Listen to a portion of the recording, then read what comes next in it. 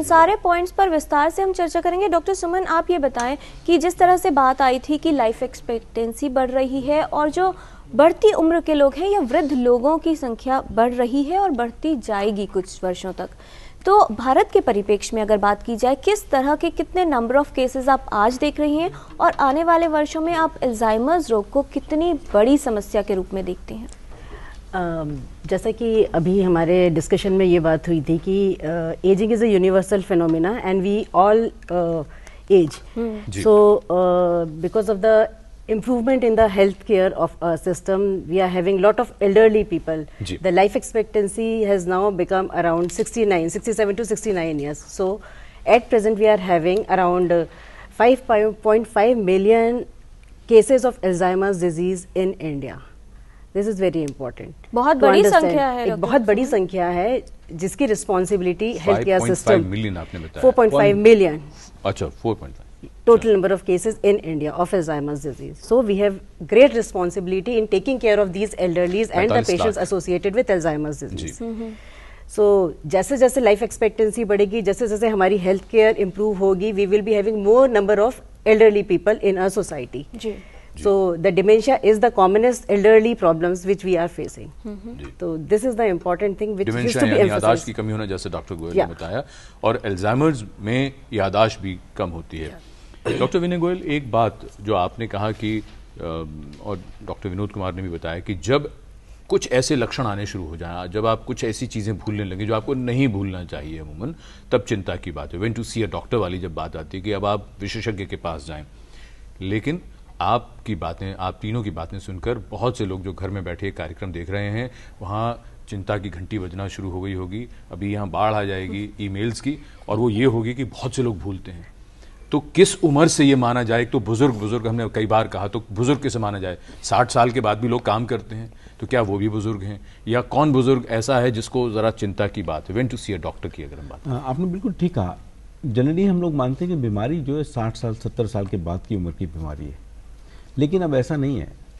Young लोगों को भी कई बार ऐसा देखने में मिलता है कि 40 साल के बाद, 50 साल के बाद भी ये बीमारी हो सकती है, लेकिन उनकी संख्या 10% होगी। भारत में भी ऐसे देखे जाते हैं। हैं जी, भारत में भी ऐसे देखे जाते हैं, बिल्कुल, जिसमें युवाओं में भी या कम उम्र में भी देखा गया है। लेकिन अगर आप मुझसे पूछें कि मेरे पास अगर पिछले 1 साल में जो यंग हैं, ये मेरे पास ये कंप्लेन लेके आए हैं कि मेरी याददाश्त कम हो गई है, तो हम एक स्कोरिंग सिस्टम है वो करते हैं और देखते हैं कि अगर जो मिनिमम इस स्कोर से अगर जो ज़्यादा है तो मान के चलते हैं ये बीमारी नहीं है।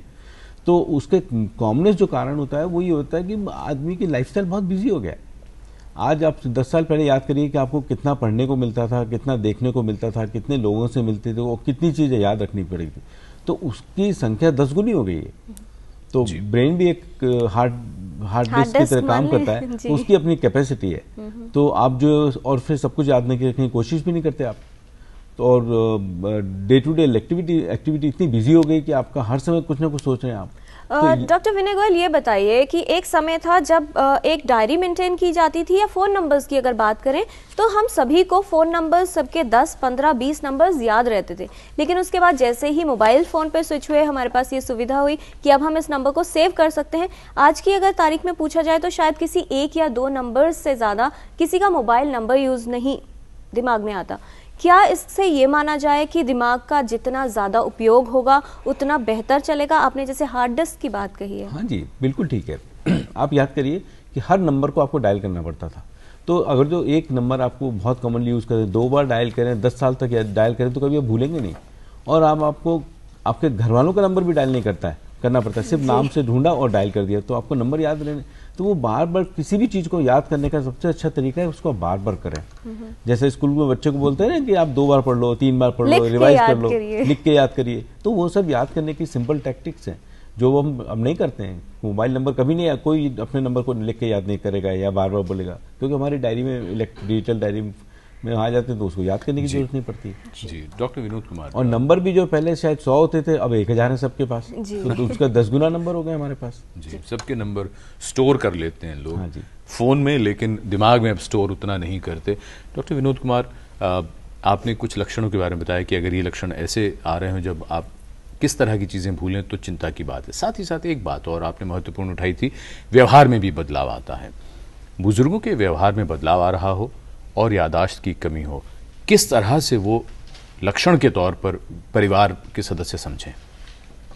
देखिए, ऐसा है, व्यवहार में जो बदलाव आते हैं अल्जाइमर डिजीज़ के में और नॉर्मल एजिंग में भी थोड़े से फ़र्क आते हैं व्यवहार में।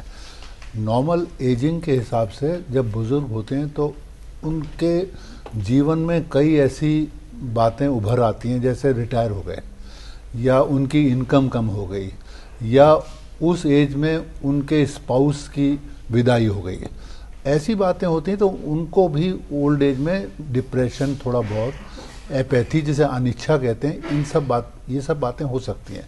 लेकिन अल्जाइमर डिजीज़ में इन सब से कहीं ज़्यादा बातें होती हैं। डिप्रेशन, अनिच्छा के अलावा वो कभी कभी एजिटेटेड हो जाते हैं और कभी कभी वो वायलेंट भी हो सकते हैं। उनका ऐसा बिहेवियर हो जाता है, उनकी पर्सनैलिटी जो है वो एक तरह से ख़त्म हो जाती है।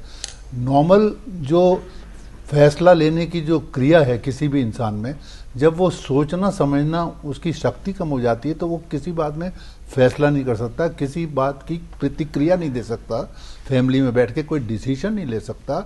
और उसके अलावा ऐसे लोग जो हैं वो कभी कभी इतने ज़्यादा एजिटेटेड हो जाते हैं कि वो उनके लिए उनको कंट्रोल करना मुश्किल हो जाता है।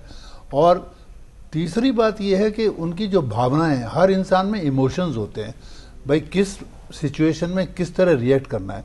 बाद में उनकी पर्सनैलिटी ऐसी हो जाती है कि वो अपने सारे इमोशंस लूज कर जाते हैं, कभी कभी लिस्टलेस हो जाते हैं, मतलब एक तरफ एजिटेटेड भी हो सकते हैं, एक तरफ बिल्कुल क्वाइट भी हो सकते हैं। ये सारे व्यवहार ऐसे होते हैं।